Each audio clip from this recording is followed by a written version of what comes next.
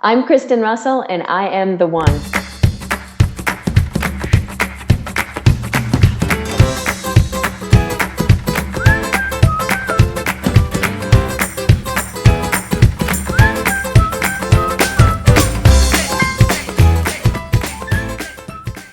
Welcome to I Am the One, Entrepreneur Edition, a show that explores the journey of business owners who decided to be the one to make life better for the people they serve.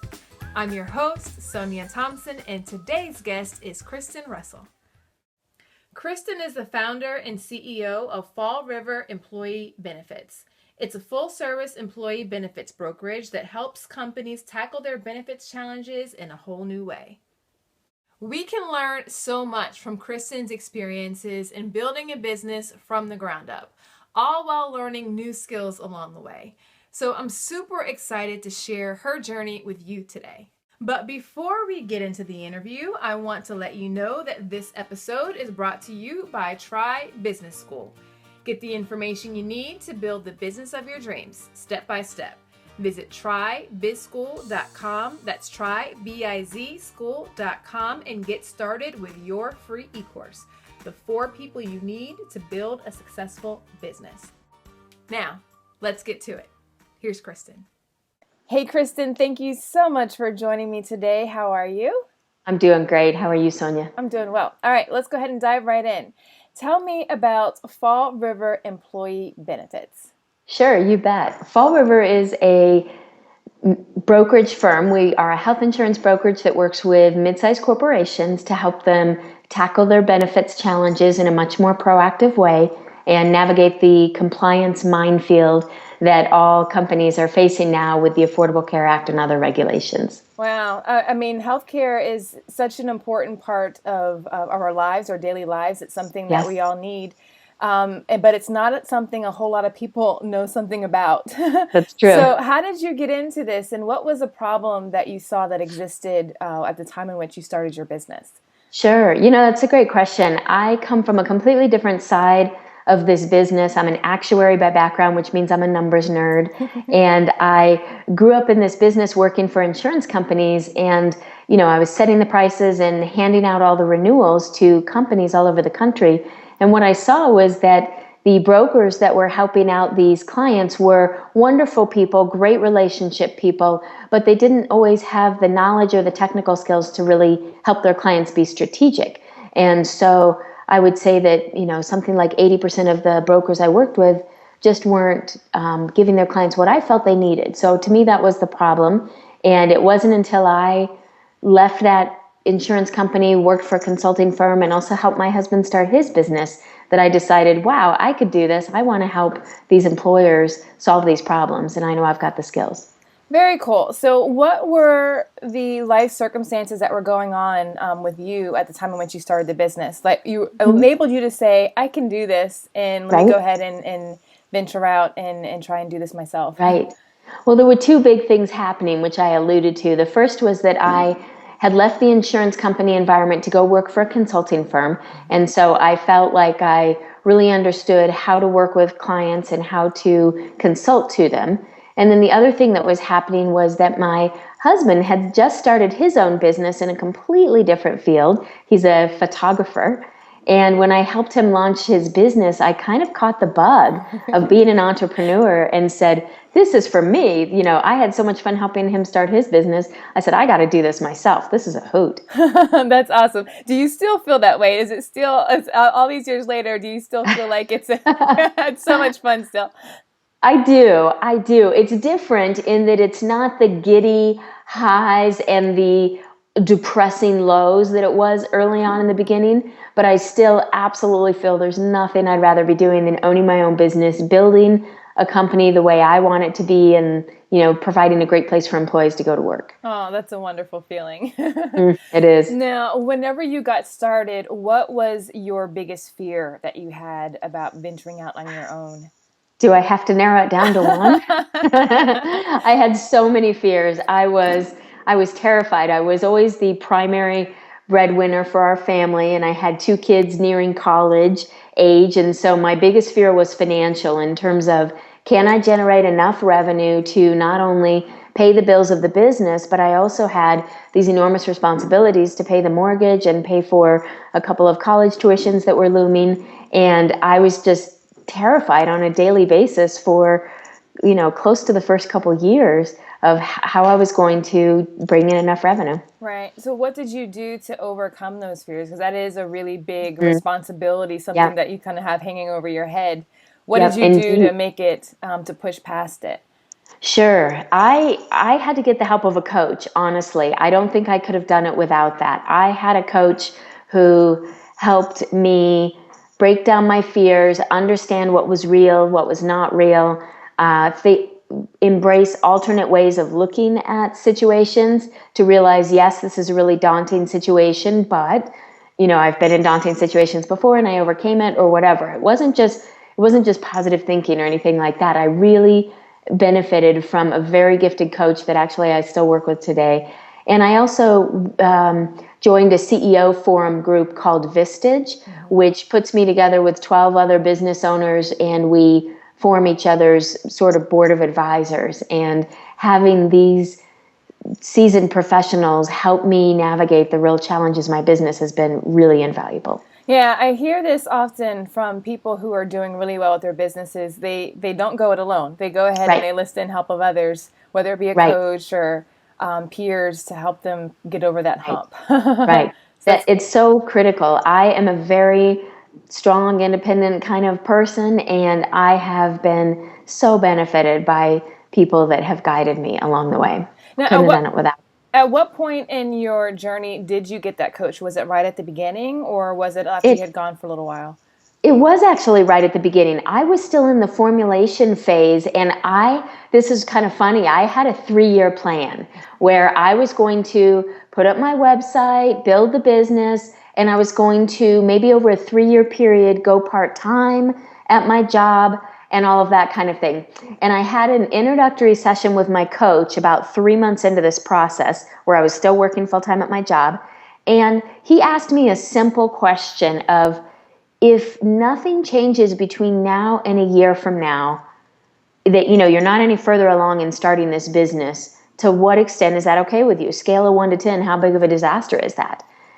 And I stopped and I thought, and I was like, that's a 10. That's nuclear war. Like, I cannot live with the fact that this business is not launched within a year. And turns out I quit my job 5 months from that conversation. No cool. 3-year plan anymore. No more easing into it. Right? Very cool. So as you went full steam ahead, trying to go ahead and make it work to make sure that you didn't hit that 10, can you tell me about a failure that you encountered along the way and what you learned from it? Sure. Several. Many of my failures were in the marketing realm, where I'm an actuary by background. I'm a numbers geek. I am not a naturally born gifted salesperson. And I made some decisions early on based on commitments that people gave me verbally of, oh yeah, sure, we're going to go forward with that project. And we made some decisions financially based on those, and they didn't come through. And I really misread and didn't have the skills yet to judge how serious someone was. I didn't know how to ferret out the decision-making process and understand what are the steps in truly knowing you have a commitment. Whereas what this person was really doing was expressing strong interest, but that's very different.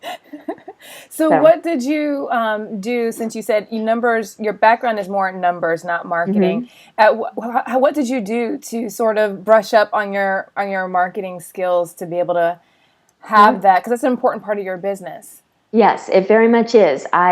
Turns out, 9 or 10 years later, my chief job is still salesperson in chief for the business. So I've had professional salesperson on staff. I've done it both with and without, and no matter what, that will still be my job as the CEO, is to be the face of the business and market it.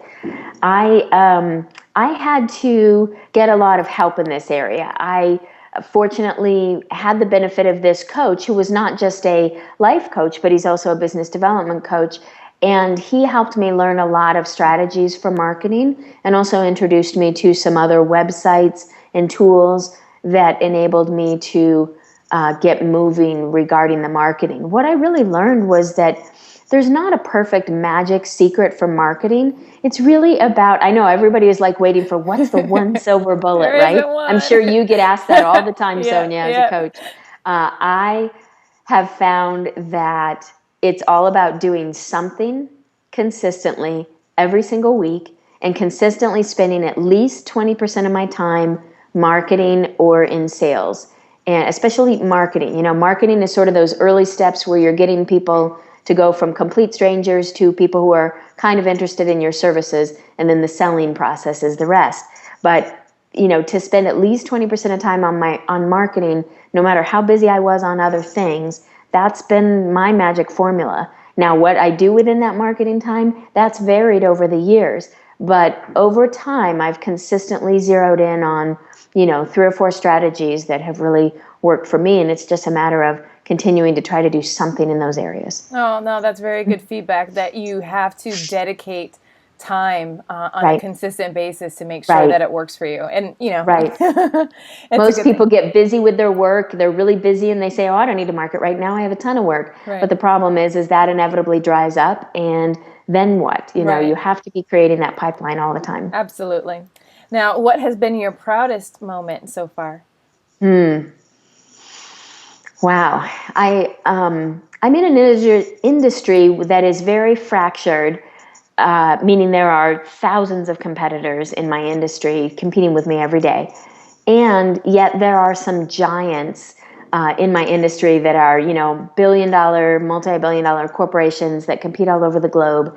And my proudest moments have been, we've had a recent string, for example, where something like 6 or 7 out of our last 10 clients that we've won came from these really big firms, or we beat those really large firms out. So to go up against a billion-dollar corporation and win is just a real rush. Oh, that has to be. Congratulations. Thank you. That's awesome. It doesn't happen every time. We lose plenty too, but we're winning some, and it's a great feeling. Yeah.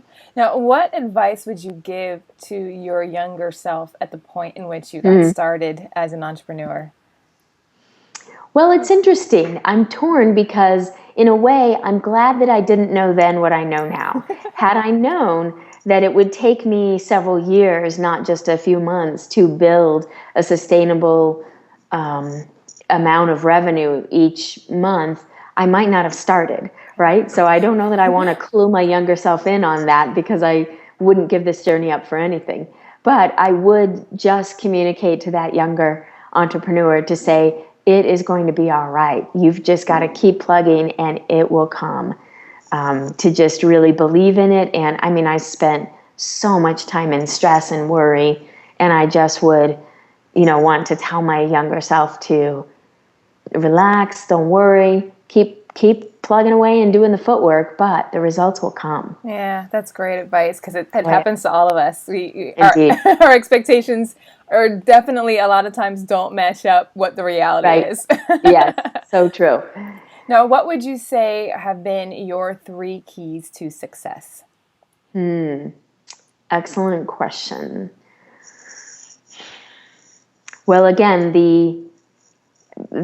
a huge part of my success is marketing. And so one of the keys has been moving through the fear that I had around marketing as not a natural salesperson, and learning to consistently push forward with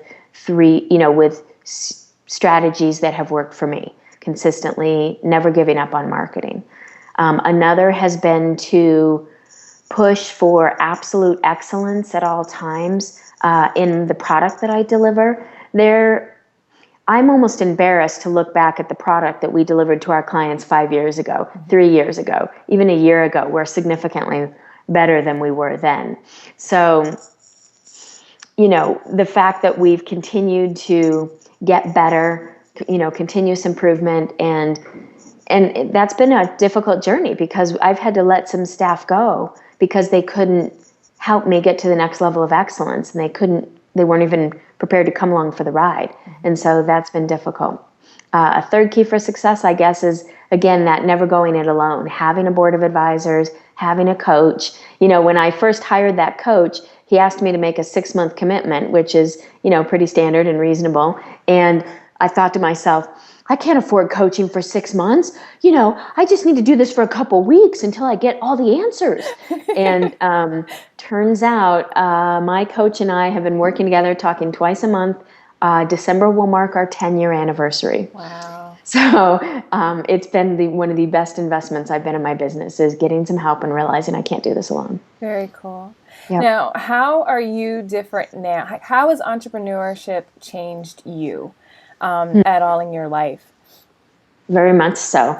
I've always been a confident and independent person, but this has changed me in different ways. I no longer accept the unacceptable. I worked in the corporate world for a long time, and all kinds of unacceptable things in my mind happened in terms of workloads and schedules and the way managers treated people, ethics, whatever. And I just don't accept that anymore, because now I know I can create a better way. That's one of the biggest things. And I have a greater level of confidence and a depth of peace in my life that I ever had, because I control, we all, I shouldn't say that I control everything that happens in my life, but I have a degree of control in my life because I work for myself that was never possible when I was in a corporate job at the whims of, whoever the newest management team was. Mm-hmm. And that has just created a deep peace and security that I never thought possible. Some people think that being an entrepreneur is risky. I think working for a huge corporation is risky, because you don't control the outcome of the business all by yourself. And not that I rely on huge contributions from my team. Mm-hmm. And there's still major changes in our marketplace. Right now we're facing a huge new competitive threat, but I have control over what I do about that. That's a beautiful feeling. That's a great feeling. Mm-hmm. Quite empowering as it seems. Yep. It is. So what can we expect to see from you in the future? Well, we are building and growing and rolling out new technologies for our clients. And I see us doubling or tripling over the next 5 years. So we've got some big things happening for us. We've doubled in the last 3 years, and I think we can do it again in the next 3 for sure. Oh, that's really exciting. Really exciting. It is. Is it all about the momentum? Has that, once you sort of gotten rolling, have you found that your momentum goes a little faster, like once you kind of start moving, or? It is true in many ways. I've never been able to let up off the throttle, in that my industry is so incredibly competitive that if we let up even for a moment, there are 999 competitors waiting to take our clients. So I won't say that there's, we've hit easy street yet, but it is true that we've gotten better at what we do. And there is some kind of momentum in that. In the early years, I would just fight and scratch and claw for every single new customer. And now I get referrals, or people say, oh yeah, I really do want to talk to you. I heard you speak 3 years ago and I was really impressed. And I was worried that this person wouldn't even remember who I was, right? So there is a benefit of just sticking with it and being there for a while. That's wonderful. Very cool. So where can people find you if they want to connect with you and to kind of check out more about what you guys are doing? Yep. Best place to find us is at our website at fallriverbenefits.com. And you can also find me on LinkedIn as Kristen Russell. And I would love to connect and share my story with anybody. Sure. And I'll put all your information in the show notes as well.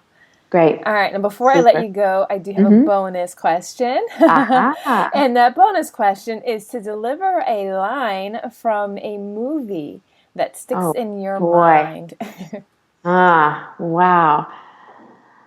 Okay, so my favorite movie of all times is The Princess Bride.